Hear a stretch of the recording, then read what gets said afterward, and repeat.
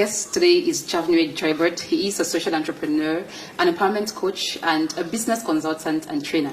His best quote is, "Until you become, you cannot make it happen." And he just published his second book, 35 Days of Redefining You for Success. And he's right here with us to talk about it. How are you? I'm doing awesome. You're welcome. Thank you so much. So straight away, tell us, what social problem is your book solving? Well, the book is focusing on helping young people to stop defining themselves by the society or the environment they find themselves, because I believe that it is not the lack of resources that hold young people back. Okay. It is the lack of resourcefulness. So as my quote says, until you become, you cannot make it happen. So a lot of young people are being held back by the society, the norms, the wrong beliefs. So the book focuses on working with these young people so that with the right human capital across the African continent, we can build Africa we want. Okay. In day 21, you talked about integrity and character as very important elements in self and enterprise development. So what can one do to build these values? Now, why did I mention that? Because never build your career or a business on a lie. It's going to crash. And our environment, we find ourselves already full of so many vices. And a lot of young people just grow with it, let's say the vices of corruption, lie, stealing, and all of that. So what you need to do is you need to be careful of people around you first, because the people around us define what we do, define what we say as young people. Yes. Secondly, you must have a clear why. It's very important, because when you have a clear why, you always ask yourself, what I'm about to do today, is it adding value to my why, with my vision? And the third thing, self-discipline. If you don't discipline self, nobody will do it for you. And that's where self-leadership comes in. Talking about the structure of your book, Yeah. I realized that you divided the book into days, and morning and evening of each day. Why that third choice? I believe that people are made of by the habits they do on a daily basis. I always say that pure witchcraft is making the wrong decisions and the wrong choices, but expecting the best out of life. So with the wrong habit, you're going to get the wrong life.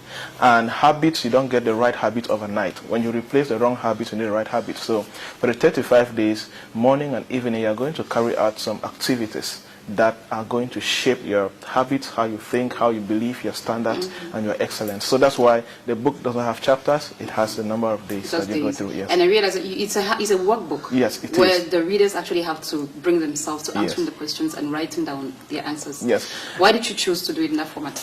Because there's no reason of, everybody have heard about success. Everybody knows what success is, and maybe they have read about how to become successful. But the question is, have they become successful? So, but when you read and you get to put it into action, it pushes you to make the right decisions that can take you on a daily basis to succeed. So instead of just reading and admiring the sweet words about success, it's going to push you to work. So there are people who, like on a day 1 or day 2 in the morning, they spend a couple of hours just redefining themselves. And after that, they get to work. So it's not enough to know, but it is more important to put it into action. Yeah. On day 8, in the evening of day 8, you talked about the right atmosphere for success. Absolutely. And in the morning of day 9, you talked about the right character for success. Yes. Atmosphere and character, they're almost the same thing. Don't Yes. you think it's a repetition? No, it's not a repetition, because your environment, you can call it your atmosphere. There are young people that, because they grow in a disadvantaged background, they think they have a disadvantaged brain or disadvantaged future. As I always say, your background cannot define the kind of future you have. But because identify your atmosphere, if you think that is wrong, make sure that your character is not defined by the kind of atmosphere you come from.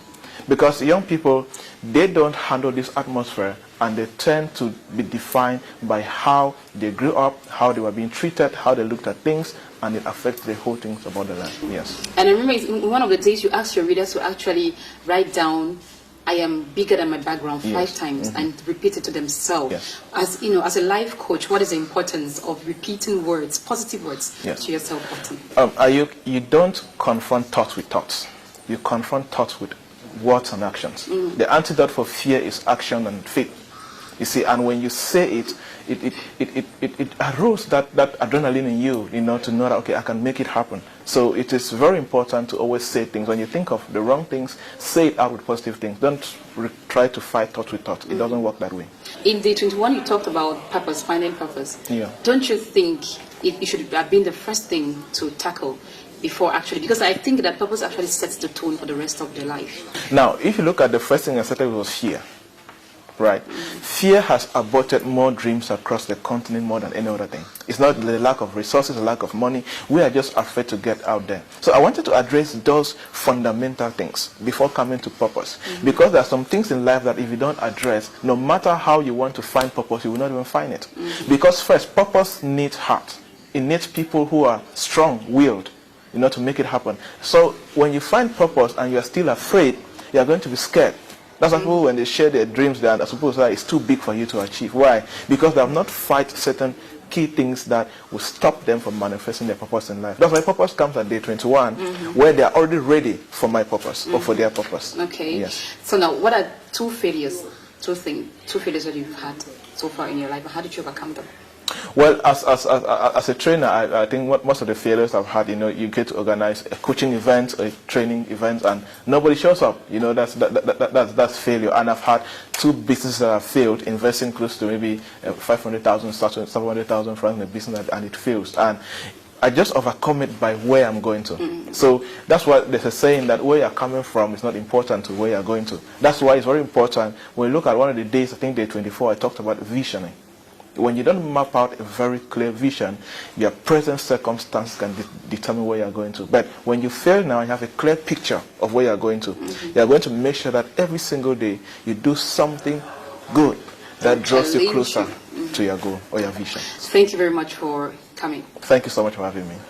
So that's how we started today on the guest on Seattle News. So next time, keep watching.